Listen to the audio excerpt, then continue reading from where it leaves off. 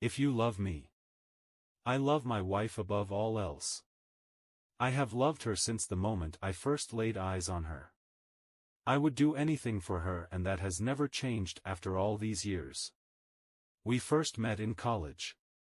We were both theater majors, and it was day one of acting one class that our eyes met for the first time. She had chocolate brown eyes that were complemented by her dark brown curls. We stared at each other constantly that first day, and when we were partnered together, we knew that it was fate. "My name is Margaret," she said as soon as I walked up to her after class. I took her by an hand and kissed it. "Henry," I responded. She then took one of my long dreadlocks and wrapped it around her finger, staring me in the eyes and biting her lip. It was an amazing meeting with an even better ending later that night. The following night, we went on our first date, a theater production of Sueño. We held each other's hand through the entire performance, and afterward, I walked her to her dormitory. Every day after that was like a love story. We went through good times and bad times. We broke up and got back together. Through it all, one thing never changed for me: I loved her and would do anything for her. We got married after graduation and went on to become very successful in the stage acting scene. We were considered a power couple and were always cast in romantic roles opposite each other. It was easy to bring the true deep love that we felt for each other to the stage, and it was nice to make money from it. One day, our lives took a turn. We had just finished a successful performance of the stage play The Clean House when we were approached by a member of the audience. "That was an amazing performance," he said, a creepy English accent behind his words. "Why, thank you, you're sweet," said Margaret, gripping my hand. I could tell this guy had creeped her out, but being a talented actress, she was able to put on a nice front. "I've been watching you two for a very long time," he continued, his pale blue eyes staring into Margaret. "I am very much a fan of your work. Every performance is riveting, and I can tell that you put true passion into your exchanges. You two must truly love each other." "We do," I said, stepping slightly in front of Margaret. "We love each other very much. I would do anything for her." I looked at her, and she gave me that beautiful smile of hers. "That warms my heart to hear," he said as he put his arms behind his back and looked up into the night sky. "True love is a valuable gift that is often taken for granted. If you're not careful, you can easily lose it forever, and it can never be replaced, no matter how hard you try." He then looked at me, and I could see just how disturbing his pale blue eyes were. "Hold on to that gift. Cherish it forever." He began to walk away before I asked the question that had been bothering me since we met. "Who are you?" I yelled. He stopped and turned his head. "Your biggest fan," he answered. He then walked away. Margaret and I looked at each other, baffled at what had just taken place. Later that night, we were sitting on our couch watching a movie when suddenly there was a knock at the door. "Wonder who that could be," said Margaret as she got up to see who it was. She looked at the peephole and froze in place before taking a single step back and opening the door. Standing just outside the door was the same man we had talked to earlier that night. He stood there with his arms behind him, his pale blue eyes shining like the moon. "Honey?" I said, standing up from the couch to join Margaret at the door. "Please come in," Margaret said to the man, to my shock. "What are you doing?" I yelled, running to get to the door. The man stepped inside before I got there and began to stroke her face. When I finally got to them, I threw my fist and connected with his face, knocking him back outside. I quickly slammed the door and locked it. I turned to Margaret, who was in some sort of a trance. I tried to snap her out of it. "Margaret!" I yelled, shaking her. "Margaret! Wake up!" There was nothing I could do to get her to respond.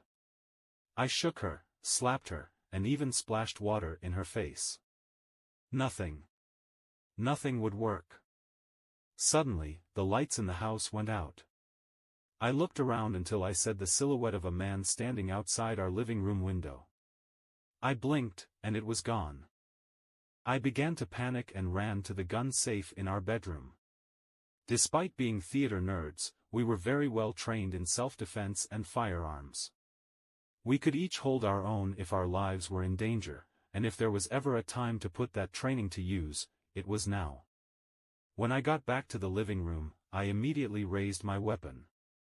There stood the strange man, holding Margaret by the face. "Let go of her, motherfucker!" I yelled, aiming for his head. He looked at me, and the only thing I could see in the darkness was glowing red eyes. He then turned his head to Margaret and I fired, hitting him directly in the head. He fell to the floor hard and I ran over. Margaret fell over too, but I caught her before she hit the ground. She still would not respond, her eyes wide open in a trance. I looked over to the man. But he was gone. I gently laid her on the floor and stood up quickly, readying my weapon once again. Suddenly, I felt a strong, tight grip on the back of my neck and I was then thrown across the room, hitting the wall. I groaned in pain as I grabbed my gun and slowly stood to my feet, shaking as I raised my weapon again. Again, he had a hold of Margaret, but this time he pulled her head close to his. I felt my heart race and my blood boil as he put her lips to his glowing red eyes staring right at me. "No!" I screamed as I ran towards them. He then pushed her to the side and opened his arms to me, as if inviting me to fire on him again. I obliged and fired 5 rounds into him, but all he did was allow them to connect as he laughed. I ran up to him but he grabbed me by the throat before I could do anything. He pulled me close to his face and I could see every horrifying feature.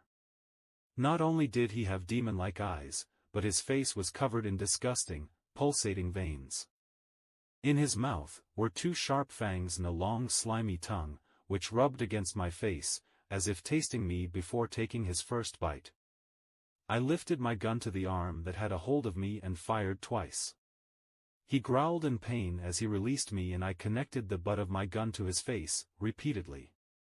He fell to the floor and I mounted him, smashing his face more and more, harder and faster.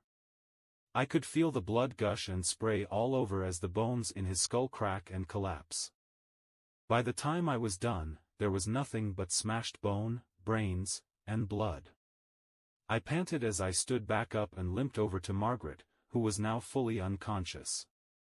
I shook her and she finally opened her eyes, looking into mine with fear and confusion. "Margaret," I said, feeling relieved that she was all right. I held her close and we laid there until I looked over to where the body of the stranger should have been. He was gone and panic arose once again and we both stood up quickly. I turned to face Margaret and screamed when I saw him standing behind her, still in the process of regenerating his face. Before I had a chance to react he sunk his fangs deep into Margaret's neck. She screamed in pain as I screamed in rage, hitting the monster in the skull once again with my gun. I felt bone crack again as he released her. Again, I mounted him and went to work, growing exhausted the longer it went.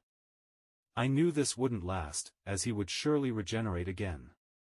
It soon became obvious what exactly I was dealing with. He had put Margaret into a trance, merely by looking at her, even looking through a peephole. It wasn't until he invited him inside that he actually got in. He had glowing red eyes and fangs, and he bit Margaret in the neck. "He's a goddamn vampire," I thought to myself. While he was down, I ran to the kitchen and grabbed an old wooden broom. I broke it in half and ran back to the body, where I rammed it as hard as I could directly into his heart. The body began to convulse and flail its arms and legs all over. Suddenly, it stopped and went completely limp, before melting away into deep red blood and other disgusting fluids. After catching my breath, I slowly turned my attention to Margaret. She sat there in the darkness, legs folded and upper torso full erect.